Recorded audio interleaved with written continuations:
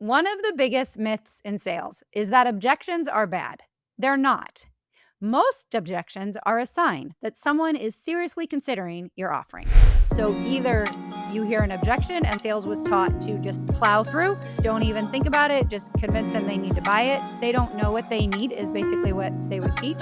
Or on the other side, which I think is even worse, let's just manipulate them. Let's make them feel really bad. Let's ask them questions so we can corner them so that when objections come in, we're prepared and we can handle them. So we just plow through them, ignore what they're saying, or worse, manipulate them into feeling bad and having to buy. So decent people avoid them at all costs. If they're not buying from you, they have an objection.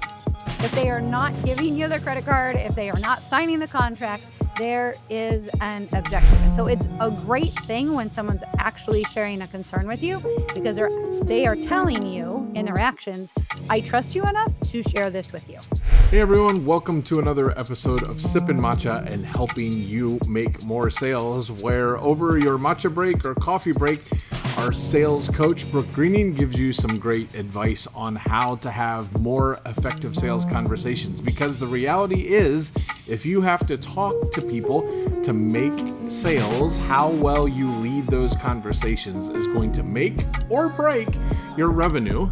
So let's bring Brooke into the conversation today. Hello. It is World Cup season, so we are enjoying the World Cup, some more than others. By you and Asher are having a great time, and I think that's fantastic. I just go to bed early, so that's a good thing. But we do have a World Cup pasta because Aldi's had World Cup pasta in the little jersey sizes and soccer balls, and put a little tab on it that said World Cup soccer. There we go. That's what we're having for dinner tonight. So we bought it. So we're excited, and we'll see how well the USA does. Asher started playing soccer this year, so he's all in, which is fun. But today we're moving on to a new part of the service sales framework. So we've talked about 4 parts of it so far. We've talked about setting expectations, talked about establishing rapport, talked about recognizing the problem, verbalizing the value in connection to that. And today we're getting to the part that everyone loves, identify objections. And identifying objections is when we understand what's stopping the customer from buying right now. Yes, and I think this is one of the most misunderstood paths of sales. All right, I know that this is true. I know you've got a little different take on objections than that. Most people want to run away from them. You encourage something else. But why do you think so many people misunderstand identifying objections, what it is, and that? Yeah. So I'm going to put on my little counselor hat for a minute because this is where it really comes into play. We either have objections going on inside of us internally, or we have objections that are going on the outside. But no matter what happens is that people tend to avoid all types of objections because they've really only encountered times when people were pushy, they were manipulative in regards. So either you hear an objection and sales was taught to just plow through, don't even think about it, just convince them they need to buy it. They don't know what they need, is basically what they would teach. Or on the other side, which I think is even worse, let's just manipulate them. Let's make them feel really bad. Let's ask them questions so we can corner them so that when objections come in, we're prepared and we can handle them. So we just plow through them, ignore what they're saying, or worse, manipulate them into feeling bad and having to buy. So decent people avoid them at all costs. Yeah, and I think this is where salespeople get such a bad reputation. This is why people want to run away from sales as fast as they can, because when you start talking about sales, that's what people gravitate towards, is this pushy, manipulative, gonna make you do things that you didn't really want to do, not really care about people. And I know it's interesting. Yeah. Each week we have a masterclass, and you ask people to rank themselves on the different aspects of the service sales framework.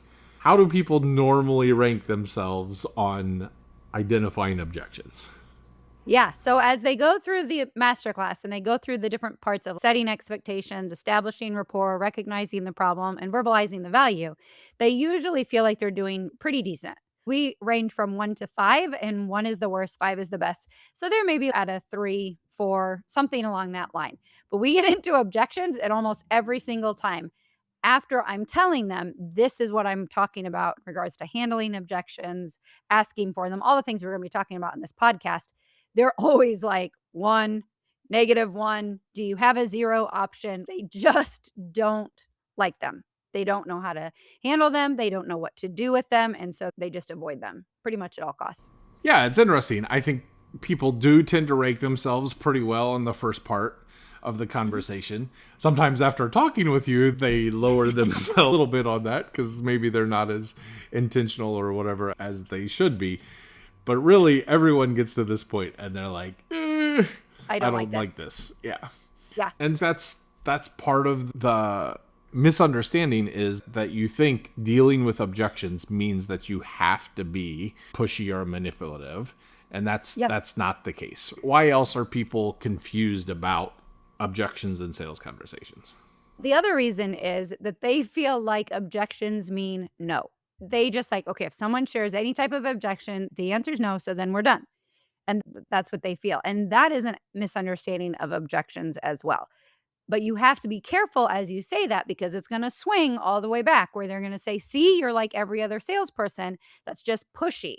And I am saying, no, you don't have to, objections do not have to be pushy. They do not have to be manipulative. They are a way to be able to serve our potential clients well. But it's how we handle them and how we ask for them. So objections can mean no, but they don't always mean no. When do objections not mean no? When are objections not a no? Sometimes people have more questions. And so that's when we talk about recognizing the problem, verbalizing the value, and then following that thread. So that's where we're able to truly understand what's going on. Are they saying no, or are they saying no because they need a little bit more information? There's some confusion. That's one reason. But more often than not, the other reason is people just have scars. And that's just the reality. If especially as I'm talking to business owners and founders and all of that, like, they have worked with people and they've gotten completely burned. I've talked to people and they're like, "Brooke, I spent $100,000 on marketing and didn't get a single client." That's awful. That is horrible. That should not be happening. But these are the types of experiences that are going on. And so they have scars. And so anytime someone has had a bad experience, then even when that next experience looks good, looks trustworthy, looks like it could be helpful, they're still hesitant. And that's where objections are coming in as well. So, one way is that objections can actually help test the water, because they're thinking, okay, this seems good. I think I might be able to do this, but I need to see how they react. I need to see what they're going to say if I say no. And so they start to test the water. Yeah, and that, I think the danger is, and what sometimes we forget, is that there's like humans on the other side of the conversation. I was watching a reel the other day on effective rebuttals to objections. And on the one hand, it was like super impressive. And there's two ladies, they were talking, and the one gal had great answers. And I guess in some circumstance, like, those might be helpful phrases or things to use. But then I got to the end and I'm like, yeah, but like, you're just ignoring the fact, like, it's a real person on the other end that has probably a real history. We tend to work, especially with B2B or people that have had like stuff, like they have a real history with other people. Yeah. Maybe it's the first time they're reaching out to someone for help in this area, but probably not. So then that means there's a reason why they're not still with that person. Yeah. There's a reason why they're looking out. And so they just want to test the water. They may be thinking, well, I really like this person, but I'm sure that they're not as genuine as they seem. And so these objections can do that. Yeah. The best thing about objections is that a lot of people think that they're bad, but I believe objections are really, really good, and that we should be asking for them. Because when you ask for objections, and we're going to go into this more in the podcast coming up, but when you ask for the objections, it gives everyone the space and the trust to be able to share things. So many times when we are acting like we don't want to have objections, or we're just trying to run through this conversation and if they don't have an objection, that's great.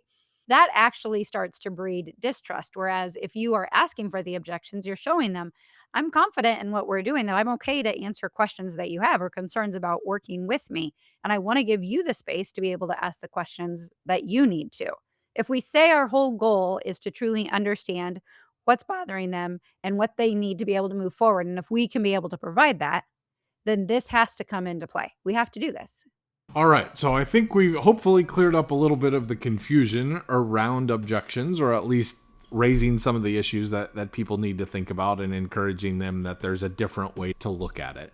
I know we're really excited. I know you really like coaching people on objections and doing that. Why is this such an important part of the sales conversation? Yeah. So the first reason this is important is because everybody has them. Everyone has objections. And sometimes people are like, well, I don't know. This is just the reality. If they're not buying from you, they have an objection.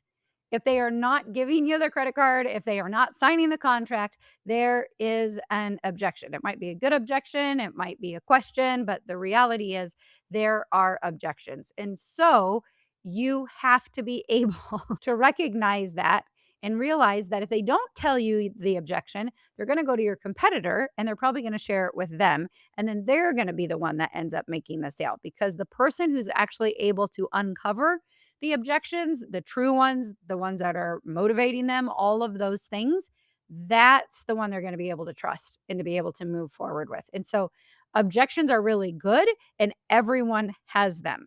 And so you can just ask yourself, oh, if they didn't buy, there is an objection somewhere that we need to figure out. So that's the first reason. Yeah, I think that's often a big aha moment that people have in your coaching, and they think, oh, they didn't have any objections. We didn't talk everything was good. And then they didn't buy from you. They went and they bought from someone else. And so instead of it just being sort of like, well, we win some, we lose some, which is sort of true, maybe what you're saying is that people didn't uncover this hidden objection. Yeah, no, I'm saying exactly that. Yes. If someone goes to the competitor and they buy, most everyone will say that was because of the price or that was because of something else. And my first reaction is, I don't think so. Usually there were other hidden objections that were going on that weren't uncovered.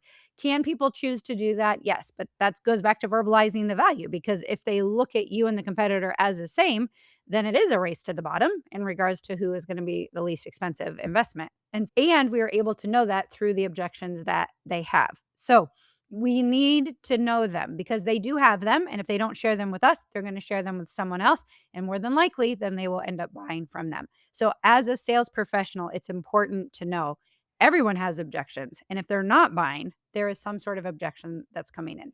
All right, so we had a two-part reason there. First of all, just the reason everybody's got them. That's why it's important. Yes. And then secondly, if they haven't shared them, that means it doesn't mean that they just didn't exist. It just means that somebody else found them out. I think maybe you have at least one other reason why. Yeah.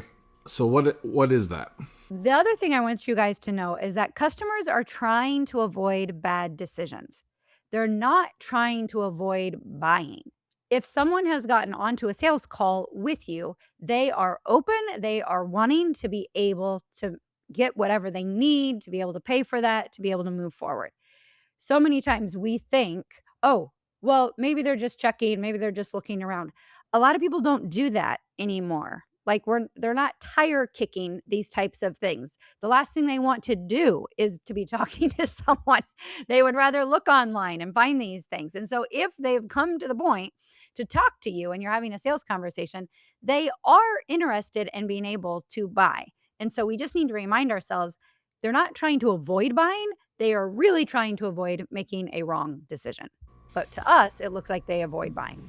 Yeah, I think there's so much information that you can get out there, and a lot of that is good. Like, I don't think it's a good thing to hide information from buyers and all of that. And if your marketing's done well, if your website answers people's questions and all of that, when they get on the phone with you, at least in some sense, they're ready to go. They're ready to buy. Mm-hmm. And so a lot of times whether it's the story we tell ourselves or whatever that we think, oh, they didn't really want to buy. No, they just want to make sure they're not making a bad decision. Yeah. And I think that's okay. We buy a little treat for the kids at the grocery store. We didn't agonize over should we get pasta like shaped in World Cup sizes or in the regular real pasta ways. Right. When it comes to making like big buying decisions, we're probably going to have some questions. We're probably going to have concerns. That doesn't mean that we're not interested in buying. We want to avoid making a bad decision. Correct. And when we remember that, we approach our sales conversations differently at that point. Because if we're on the defense because we feel like, oh, maybe they don't really even want to buy, maybe they're just trying to look around or they're just going to go with the cheapest option. Is that true? Sure. There can be people like that. But more and more and more people are very, very savvy before they have a sales conversation. And so we want to know that when they're actually talking to you and they've said, yes, I want to talk to you, they are interested in buying. And so it doesn't mean we just blow past all objections. It doesn't mean we make them buy, like none of that. But we need to understand something was strong enough for them to overcome not wanting to talk to you. Yeah. And when we do that, then we want to make sure that we are truly understanding what those motivations are in that. So, Brooke, I think you also talk about this idea, and one of the reasons why it's so important to do this, of just making sure you're on the same page with your customers. And sometimes we realize when we get to this, oh, I thought we were, but we're not quite there yet. So help us understand why objections are important and making sure that we're on that same type of page with our customer. Absolutely. The reality is, as we ask questions and we uncover what's wrong, and then we're verbalizing the value, all of those things, but then we get here and there's an objection that comes up, we can't help with what we don't understand. And so asking for objections just allows us to, once again, be able to confirm what we thought was happening. So if someone's worried about implementation and then we're explaining our ROI, we're solving the wrong problem. If someone is worried about timing and we're trying to defend our price, again, we're solving the wrong problem. So objections help to make sure we're all on the same page as well. Yeah, so we're back to this recognizing the problem again. Is that right? Yep. The framework builds on itself. Yeah, and so we just reset back to the right part of the conversation that we're having. And if we need to go back to recognizing the problem, and then we need to verbalize the value, and that this is where we do that. I know people, and we said last time when we were talking about verbalizing the value, like, hey, you will have moments if you need to explain things that will come. You don't have to worry about sharing all of the value right now. And this is like that moment, right? Yeah. It's an incredible thing because now you get to have sales conversations where people are telling you what they're actually worried about. And that is much different than us trying to guess. I like the no guessing things. Like I try to guess sometimes with you and it rarely goes well, but no, so that sounds nice. And if they have a concern, what are you able to do? If they have a concern, and we're going to talk about this more in the next episode in regards, or actually in the next coming episodes, of how to be able to handle objections without dying a little bit inside. But when they are sharing that concern, we can go back and we can realize, okay, maybe we didn't uncover the right problem. So we're going to ask some questions and we're going to try to understand. Then we're going to validate what they say and we're going to start following that thread again. We do not have to guess. Anytime they share a concern, we can just talk about that concern, understand it before we start fixing it, before we start trying to analyze or defend it. We don't have to be guessing. And so it's a great thing when someone's actually sharing a concern with you because they are telling you in their actions, I trust you enough to share this with you. Otherwise, I could just say, I'm going to think about it and never talk to you again. Yeah, and the goal is not to eliminate them. You want to talk through them. The goal is not necessarily to manipulate your way to overcoming them.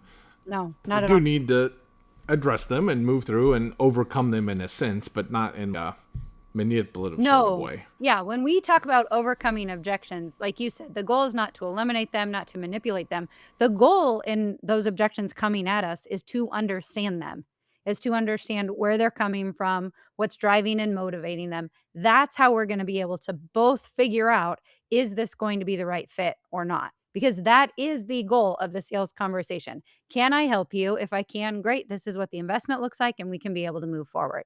If I can't, I want to be able to give you other resources. I can't do any of that, and my clients can't do any of that if we don't ask for objections and know how to be able to handle them appropriately. It's not to eliminate them. It's not to get them to say, oh, I'm so wrong in all of my ways. Thank you for showing me the light. I would love to buy from you. That is not the goal of when we're dealing with objections. It's truly to understand what is getting in the way from them to be able to buy. And can we help with that, or can we not? All right. So people are beginning to hopefully have a little bit